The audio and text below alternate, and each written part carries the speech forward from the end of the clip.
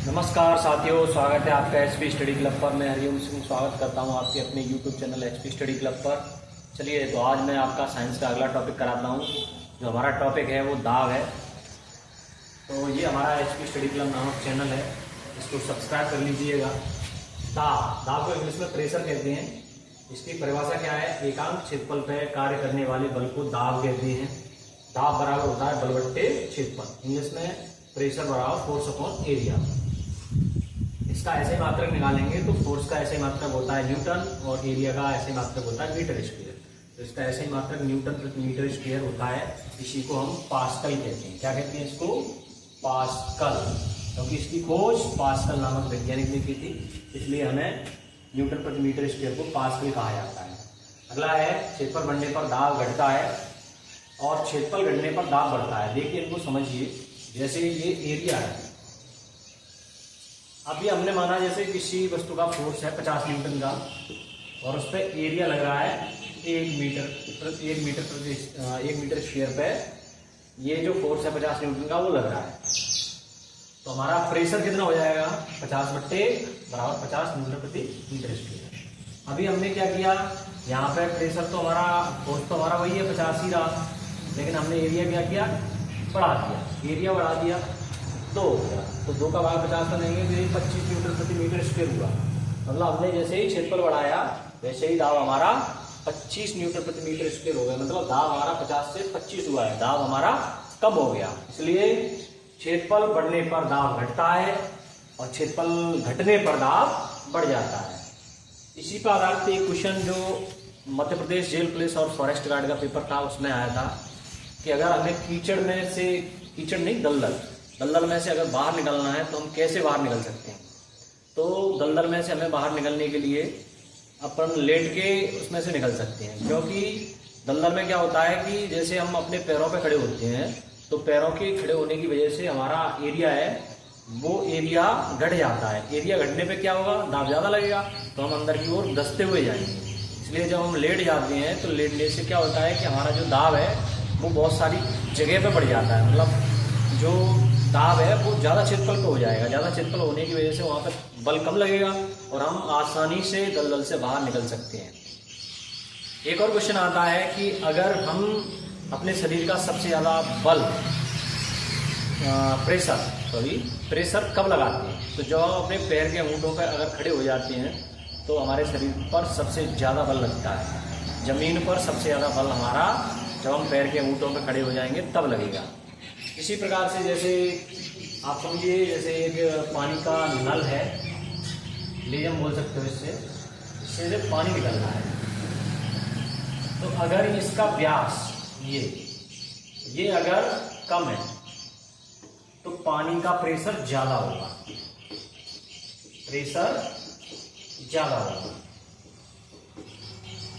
अगर इसी क्षेत्रफल को बढ़ा दिया जाए, ऐसे कर दिया जाए, अब ये ज्यादा होगा तो इस पर दाब कम लगेगा। जैसे धुलाई वाले देखे होंगे तो उनके पास ज़्यादा प्रेशर वाला पानी आता है, वो उसका कारण यही है कि उनका जो पाइप नोजल होता है वो बहुत छोटा होता है। इसकी वजह से पानी का प्रेशर बहुत ज़्यादा स्पीड से आता है। ठीक है, तो इस सिद्धांत में प्रेशर से संबंधित नियम दिए थे पास्कल ने। तो पास्कल के नियमों को अब हम पढ़ेंगे। ठीक है, तो पास्कल के नियमों को चलिए शुरू करते हैं।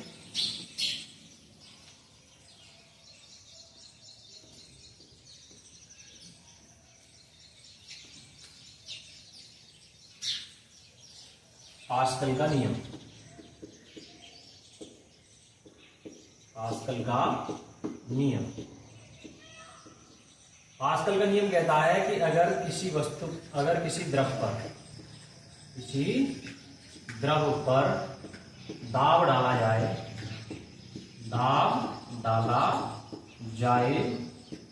तो वह द्रव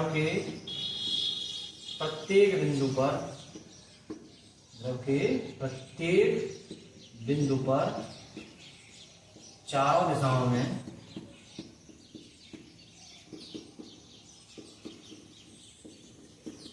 समान रूप से वितरित हो जाता है।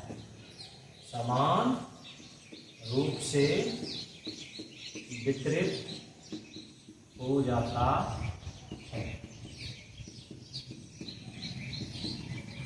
इस पर आधारित कुछ इंस्ट्रूमेंट हैं। मतलब जैसे ही अगर हम कोई पानी से भरा हुआ कोई मतलब बर्तन है, उसमें अगर दाब डाल रहे हैं तो वो पानी के प्रत्येक कण पे चारों ओर समान रूप से वितरित होगा। ऐसा नहीं है कि एक ही दिशा में नीचे की तरफ ही बढ़े, ऊपर भी फैलेगा, नीचे भी फैलेगा, साइड में भी फैलेगा, सभी तरफ फैलेगा। ठीक है, तो ये जो सिद्धांत है इस पे आधारित जो पास्कल है, इसने कुछ इंस्ट्रूमेंट बनाए थे जिनको हम हाइड्रोलिक लिफ्ट कहते हैं, हाइड्रोलिक ब्रेक, हाइड्रोलिक प्रेस। ये पूछे जाते हैं एसएससी और ये पुलिस वगैरह के पेपर में, ये बहुत ज़्यादा कई बार आने वाले क्वेश्चन हैं कि जो हाइड्रोलिक ब्रेक है वो किस सिद्धांत पर कार्य करती है। तो हाइड्रोलिक ब्रेक है वो पास्कल के सिद्धांत पर कार्य करती है। तो हाइड्रोलिक वर्ड आ जाए तो आपको सीधा पास्कल पे जाना है। हाइड्रोलिक लिफ्ट, हाइड्रोलिक प्रेस,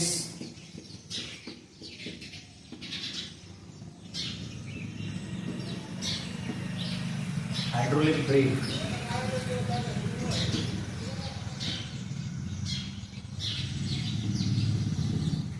इसी पे सिद्धांत पे आधारित है। ये हाइड्रोलिक ब्रेक होती हैं, ये बहुत आसानी से लग जाती हैं। अब तो खैर नए टाइप के और भी ब्रेक आने लगे हैं। पहले एक जैक आता था जिससे मतलब जो ट्रक वाले होते हैं वो रखते थे, बहुत भारी होता था, पूरा लोहे का होता था, उसको उठाने में कम से कम 2 लोगों को मेहनत करनी पड़ती थी। अब ये हाइड्रोलिक ब्रेक है, बहुत हल्का सा होता है, इसको आसानी से यूज किया जा सकता है। एक आदमी ऐसे उसमें दबाता है तो ये जो हाइड्रोलिक ब्रेक है ये, और हाइड्रोलिक लिफ्ट, हाइड्रोलिक प्रेस और जो हाइड्रोलिक मशीनें हैं, ये सब इसी सिद्धांत पर कार्य करती हैं। इसमें लिक्विड भरा जाता है और लिक्विड पे जब दबाव पड़ता है तो चारों ओर फैलता है और उस फैलने की वजह से हम जैक का भी यूज कर लेते हैं। ठीक है, तो हाइड्रोलिक वर्ड आते ही आपको सीधा पास्कल पे जाना है। अब इसके बाद हम आएंगे वायु दाब पर। वायु दाब, तो वायु दाब क्या होता है? वायु के एकांक क्षेत्रफल पर लगने वाले दाब को वायु दाब कहते हैं। वायुमंडल के एकांक क्षेत्रफल पर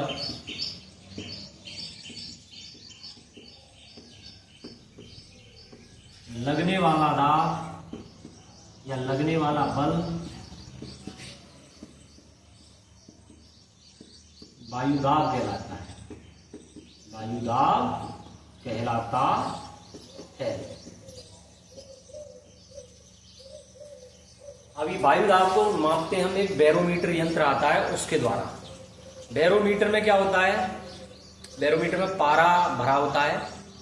तो पारा, ये भी क्वेश्चन पूछा था है कि जो मतलब बैरोमीटर है इसकी खोज किसने की थी? ये बहुत बार आया हुआ क्वेश्चन है। तो टिम बर्नर्स ली नामक एक वैज्ञानिक था, उसने बैरोमीटर की खोज की थी। तो वायुदाब को बैरोमीटर से मापते हैं। बैरोमीटर से मापते हैं।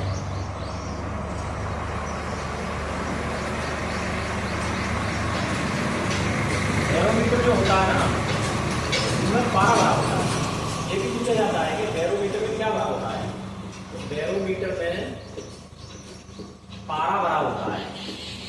पारा जिसको मरकरी कहते हैं, ये भरा होता है। पारा एक लिक्विड होता है। अच्छा, वायुदाब का ऐसा ही मात्रक पूछे तो क्या लगाओगे?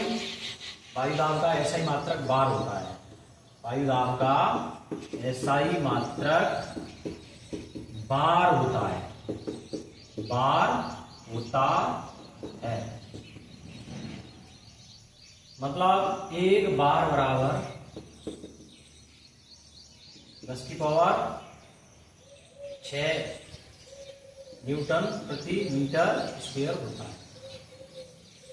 एक बार बराबर 10⁻6 न्यूटन प्रति मीटर स्क्वायर होता है। ठीक है, तो वायुदाब का ऐसे ही मात्रक पूछे तो बार होता है। इसको मापते किससे हैं? बैरोमीटर से मापते हैं वायुदाब को। वायुदाब का बैरोमीटर में कौन सी धातु बड़ी होती है? पारा भरा होता है। ठीक है, एक बार बराबर 10⁻6 न्यूटन प्रति मीटर स्क्वायर, या एक बार बराबर 10⁻6 पास्कल।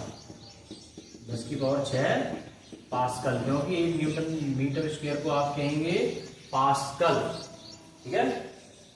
अच्छा, अभी बैरोमीटर से मापा कैसे जाता है आपको? अगर बैरोमीटर का पाठ्यांक अचानक नीचे गिर जाए तो बैरोमीटर का पाठ्यांक अचानक नीचे गिरने पर आंधी की संभावना होती है। आंधी या तूफान आने की संभावना होती है। आंधी आने की संभावना होती है। ये भी क्वेश्चन आता है पेपर में कि बैरोमीटर का पाठ्यांक अचानक नीचे गिर रहा है तो क्या होगा? अचानक नीचे गिरने पर मौसम खराब होगा, मतलब आंधी या तूफान आने की संभावना रहेगी। अगर बैरोमीटर का पाठ्यांक धीरे धीरे नीचे गिर रहा है, इसका मतलब बारिश होने की संभावना होती है। और बैरोमीटर का अगर पाठ्यांक धीरे धीरे ऊपर बढ़ रहा है तो मौसम साफ होगा। ठीक है। तो ये मैं लिखित में ही दे देता हूँ। जो भी नोट्स बनाना चाहे मेरे साइंस के तो इनसे बना सकता है। मैंने खुद ने कई एग्जाम निकाले हैं, कम से कम मुझे खुद अंदाजा नहीं है 20-30 तो एग्जाम होंगे ही, जिसमें 5 बार MP जेल पुलिस फॉरेस्ट का है, जिसमें साइंस बहुत ज़्यादा आती है। और मेरा मकसद RRB NTPC टेक्नीशियन और जो MP जेल पुलिस फॉरेस्ट की, जिसका जनवरी 2025 में पेपर होना है, वो पूरा का पूरा फोकस मेरा साइंस पे ही है। अभी मैं और विषयों की वीडियो भी अपलोड करूँगा, तो आप लोगों से अनुरोध है कि कृपया मेरे चैनल को सब्सक्राइब करिए और मेरा भरपूर समर्थन कीजिए ताकि मैं आगे भी ऐसी वीडियो बनाता रहूं। बैरोमीटर का पाठ्यांक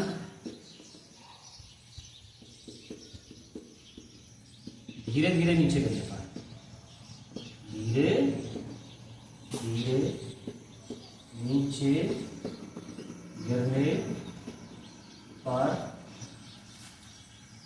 बारिश की संभावना रहती है। पाठ्यांक धीरे धीरे ऊपर चढ़ने पर, पाठ्यांक धीरे धीरे ऊपर चढ़े क्या होगा? मौसम साफ होगा। मौसम साफ होगा। ये भी पूछा जाता है। तो आने वाले क्वेश्चन यही है। बैरोमीटर में कौन सी धातु भरी जाती है? वायु दाब को किससे मापते हैं? एक बार में कितने न्यूटन मीटर स्क्वायर होते हैं? जहाँ पारा अचानक नीचे गिर रहा है तो क्या होगा? आंधी आएगी।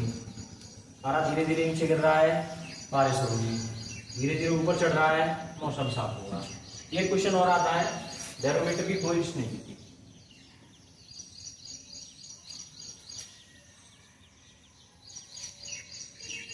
बैरोमीटर की खोज टॉर्सली शायद मैंने टिम्बर्सनली बोला था पहले। ये तो WW वाले हैं, WWW वर्ल्ड वाइड वेव है ना जो कंप्यूटर में, उसके हैं। तो इसके टॉर्सली हैं। ठीक है। बैरोमीटर की खोज टॉर्सली ने की। ठीक है। अच्छा, और कोई क्वेश्चन है इसमें? देखता हूँ दिमाग में आए तो। बैरोमीटर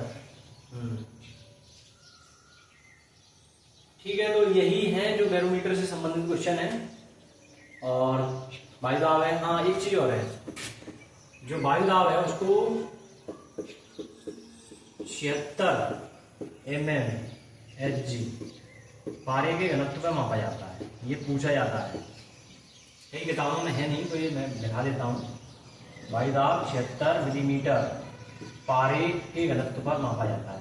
पारा के घनत्व पर मापा जाता है। हाँ, इसी से संबंधित कुछ और क्वेश्चन हैं जो वायु दाब से संबंधित हैं। पृथ्वी तल से ऊपर जाने पर वायु दाब घट जाता है। ठीक है।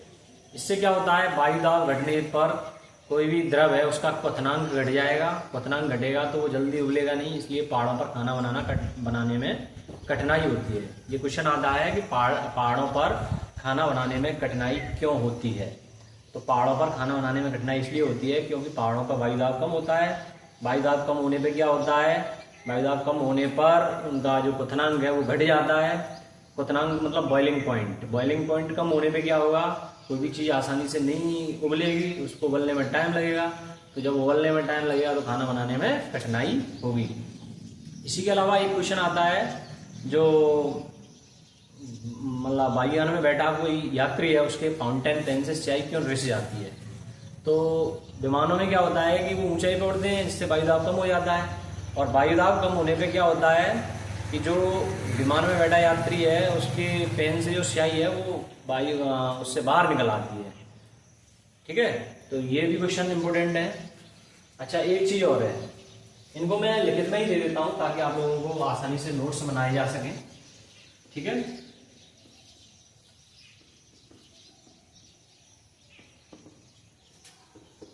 पृथ्वी तल से ऊपर जाने पर वायु दाब घटता है।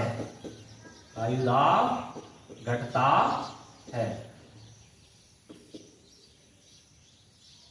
वायु दाब घटने पर क्वथनांक घट जाता है। क्वथनांक घट जाता है। इसलिए पहाड़ों पर खाना बनाने में कठिनाई होती है।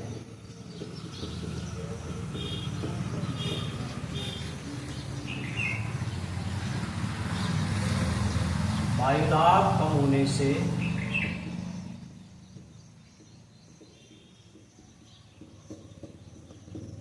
विमान में बैठे यात्री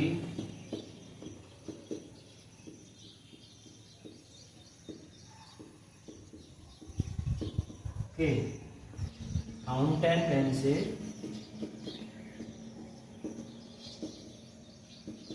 स्याही रिस जाती है, मतलब बाहर निकल जाती है। अच्छा, एक चीज और है, एक मेल्टिंग पॉइंट होता है गलनांक।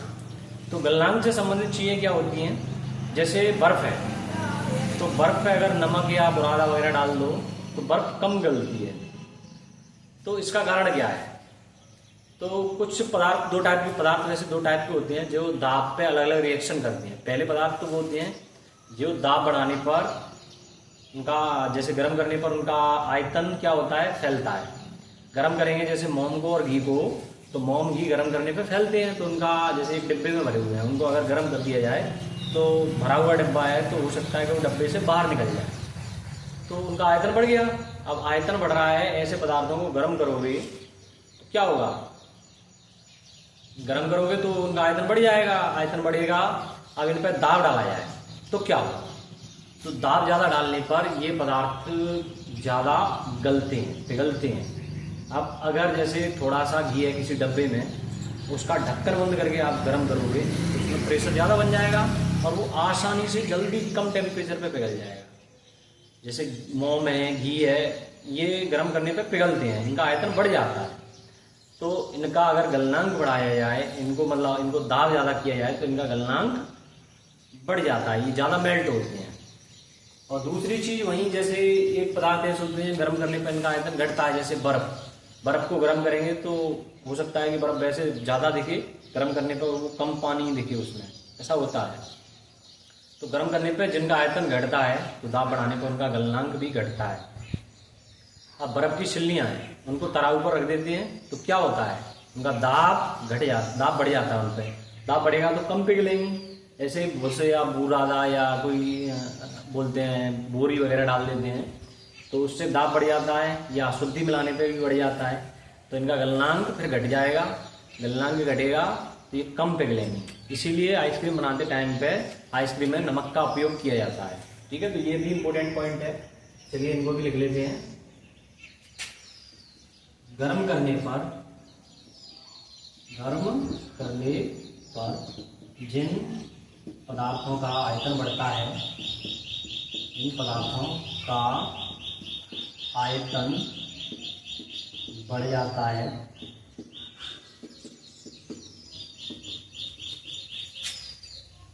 दाब बढ़ाने पर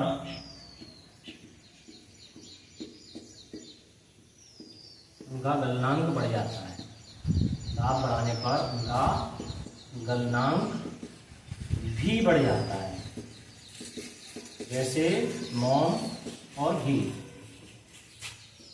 आसानी से याद हो जाएंगे, रटने की जरूरत नहीं है, समझेंगे तो हो जाएगा। मतलब जैसे घी को गर्म करेंगे तो अगर खुला घी गर्म करेंगे तो देर में मतलब पिघलेगा, जबकि अगर उसको एक ढक्कन बंद डब्बे में गर्म करेंगे तो जल्दी पिघल जाएगा, क्योंकि इनको गर्म करने पर इनका आयतन बढ़ता है। गर्म करने पर जिन पदार्थों का आयतन घटता है, जिन पदार्थों का आयतन घटता है, दाब बढ़ाने पर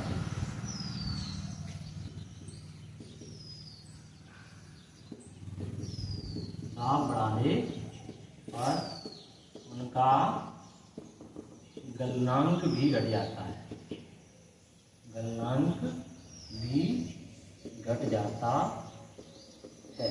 आसानी से याद हो जाएगा। देखिए यहीं पे देख लीजिए, यहाँ देखो गर्म करने पर आयतन बढ़ रहा है, गलनांक बढ़ रहा है। यहाँ देखिए आयतन घट रहा है, गलनांक भी घट रहा है। बस एग्जाम्पल याद रखने हैं। घटने वाले में बर्फ आती है, जैसे बर्फ। घटने वाले में बर्फ को याद करना है और बढ़ने वाले में मोम और घी याद करने हैं। ठीक है, तो ये टॉपिक यहीं पे खत्म होता है। अगला वीडियो मैं कल अपलोड करूंगा, जो साइंस पे ही ऊपर रहेगा। इसके अलावा मैं अब मैथ की वीडियो भी लेके आऊंगा। पूरा एसएससी जीडी का एक बैच चलाने की प्रयास कर रहा हूँ। कुछ दिनों से मैं वीडियो अपलोड नहीं कर पाया हूँ, इसलिए मैं क्षमा प्रार्थी हूँ। इसके लिए मुझे माफ़ करें और मेरा समर्थन करें, ताकि मैं इस चैनल को बहुत ज़्यादा आगे तक बच्चों को free of cost education provide करा सकूं, ताकि बच्चे दूसरी जगह ना भटकें और उनका समय बर्बाद ना हो। मुझ पर यकीन रखिए, मैंने बहुत से बच्चों का सिलेक्शन भी करवाया है। मेरे पढ़ाए हुए बच्चे यूपी पुलिस, एसएससी जीडी और बाकी रेलवे वगैरह में भी जॉब कर रहे हैं। और मैं खुद भी 2-3 साल रेलवे में जॉब किया हूँ। रेलवे स्टेशन मास्टर में भी मेरा चयन हुआ है। इसी दिन मैं अपने ऊपर भी एक वीडियो बनाऊंगा, जिसमें मेरे साथ क्या क्या हुआ है उसको भी मैं समझाऊंगा ढंग से। ठीक है, that's all. Thank you very much for watching this video. Thank you.